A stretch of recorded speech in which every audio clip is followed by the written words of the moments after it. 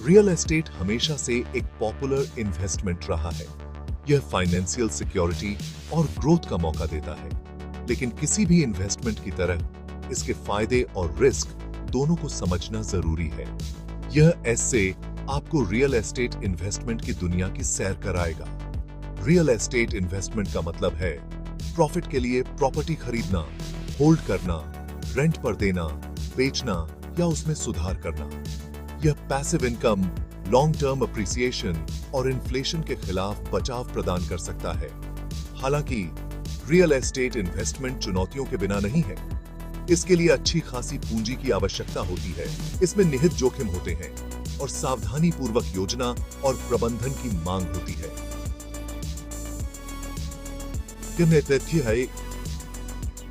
ये एस्से real estate investment के फायदे और नुकसान के बारे में गहराई से बताएगा। हम विभिन्न प्रकार के रियल एस्टेट इन्वेस्टमेंट और शुरुआत करने की प्रक्रिया का भी पता लगाएंगे। रियल एस्टेट इन्वेस्टमेंट के सबसे महत्वपूर्ण लाभों में से एक रेगुलर कैश फ्लो बनाने की क्षमता है। उदाहरण के लिए, रेंटल प्रॉपर्टीज हर महीने इनकम का एक स्टेडी फ्लो प्रदान कर सकती हैं। यह पैसिव इनकम आपकी प्राइमरी इनकम को पूरा कर सकती है या आपकी कमाई का मुख्य स्रोत भी बन सकती है। एक और आकर्षक लाभ प्रॉपर्टी अप्रिसिएशन है। समय के साथ रियल एस्टेट की वैल्यू बढ़ती जाती है। जब आप प्रॉपर्टी बेचने का फैसला करते हैं तो यह अप्रिसिएशन काफी प्रॉफिट दे सकता है। हालांकि यह याद रखना महत्वपूर्ण है कि कैश फ्लो और अप्रिसिएशन दोनों की गारंटी नहीं है। मार्केट कंडीशन, प्रॉपर्टी लोकेशन और आर्थिक कारक जैसे फैक्टर इन रिटर्न को प्रभावित कर सकते हैं। रियल एस्टेट इन्वेस्टर को टैक्स के कई फायदे मिलते हैं जो उनके ओवरऑल रिटर्न को काफी प्रभावित कर सकते हैं।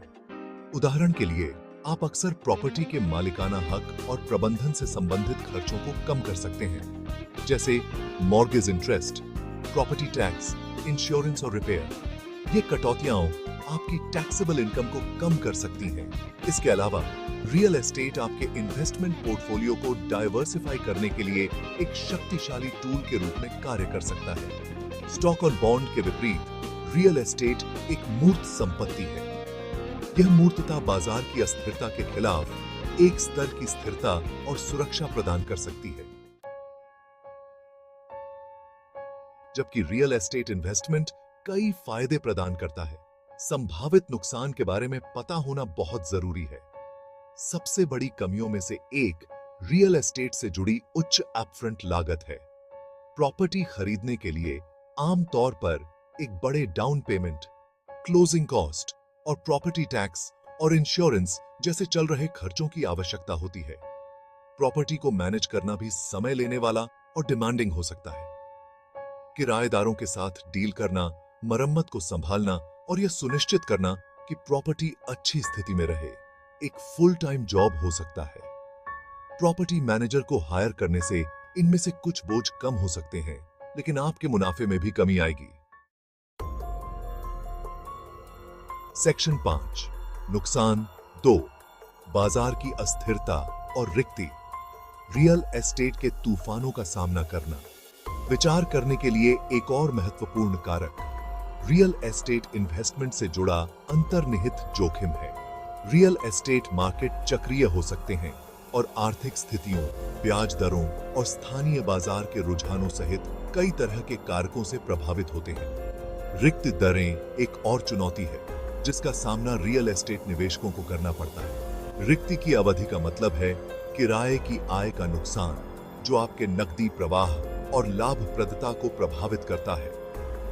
रिक्त जोखिमों को कम करने के लिए मजबूत किराए की मांग वाले वांछनीय स्थानों में संपत्तियों का सावधानीपूर्वक शोध और चयन करना आवश्यक है।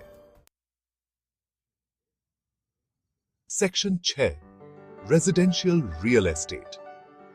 आपका घर, आपका इन्वेस्टमेंट। रेजिडेंशियल रियल एस्टेट में ऐसी प्रॉपर्टी शामिल हैं जो लोगों के रहने के लिए डिजाइन की गई हैं, जैसे single family homes, apartment, condominium और टाउन हाउसेस।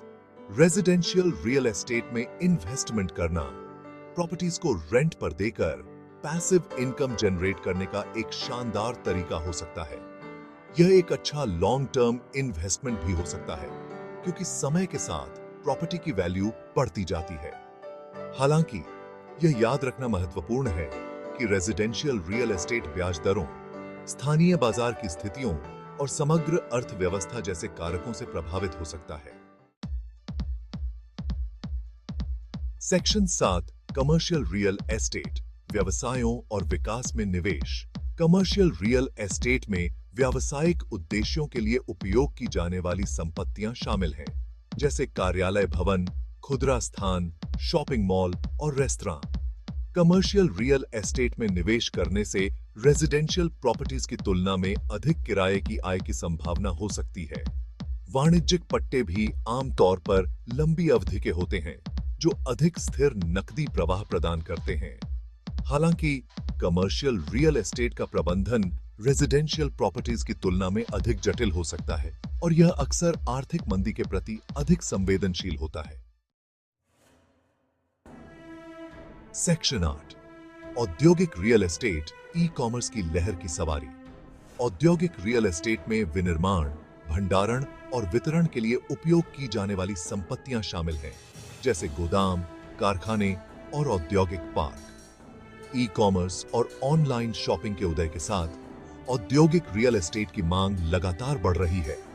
औद्योगिक संपत्तियों में निवेश आकर्षक रिटर्न की पेशकश कर सकता है, लेकिन स्थान, पहुंच और संभावित किराएदारों की विशिष्ट आवश्यकताओं जैसे कारकों पर विचार करना आवश्यक है। सेक्शन 9 भूमि निवेश, कच्ची क्षमता से लाभदायक उपक्रमों तक।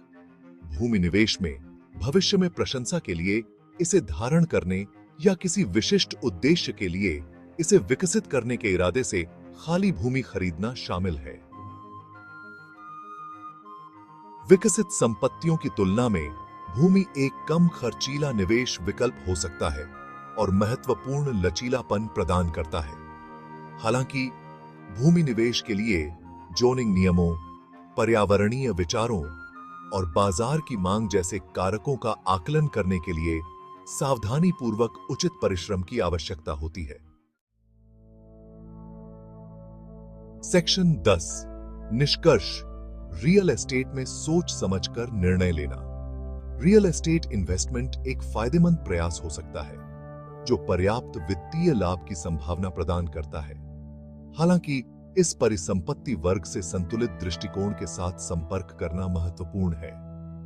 रियल एस्टेट में गोता लगाने से पहले अपनी वित्तीय स्थिति, जोखिम सहनशीलता और निवेश लक्ष्यों का सावधानीपूर्वक आकलन करें। संपूर्ण शोध करें, अनुभवी पेशेवरों से सलाह लें और रियल एस्टेट बाजार की जटिलताओं को नेविगेट करने के लिए तैयार रहें।